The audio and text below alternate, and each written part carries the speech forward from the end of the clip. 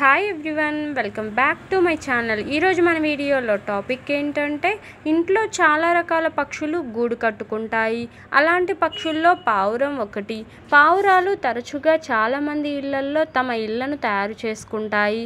కొన్ని పావురాలు పిల్లలను కూడా పొదుగుతాయి.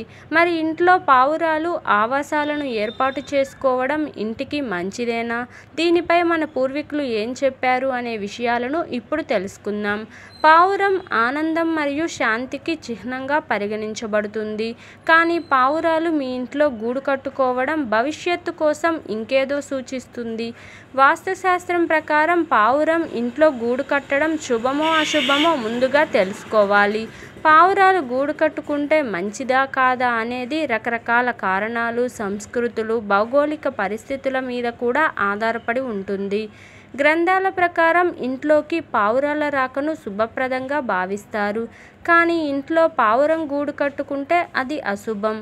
ఇంట్లో పావురాల గూడు ఉంటే అది చెడ్డ సంకేతమని చెబుతున్నారు.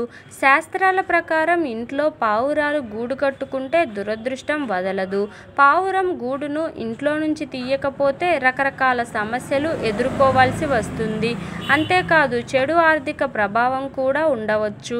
పావురాలు ఇంట్లో నివసిస్తుంటే ఆనందం మరియు శ్రేయస్సు కూడా అడ్డుకోవచ్చు.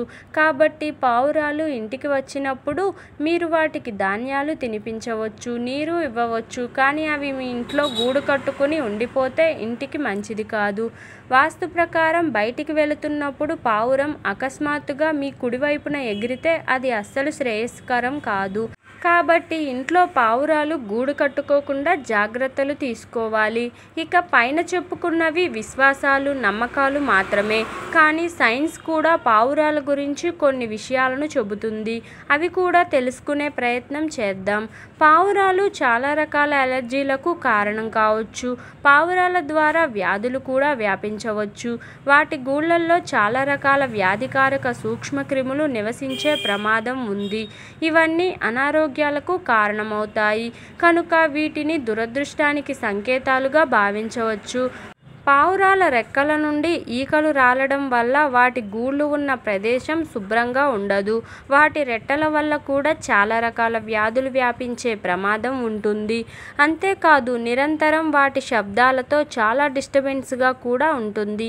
కాబట్టి వీలైనంత వరకు పావురాలు ఇళ్లల్లోకి చొరబడకుండా చూసుకోవడం మంచిది. విన్నారుగా ఫ్రెండ్స్, పావురాల వల్ల ఎలాంటి దుష్ప్రభావాలు కలుగుతాయో. ఇదండి ఈరోజు టాపిక్. ఈ వీడియో కనుక మీకు నచ్చినట్లయితే లైక్ చేయండి, షేర్ చేయండి, సబ్స్క్రైబ్ కూడా చేయండి. Thank you for watching. Bye everyone.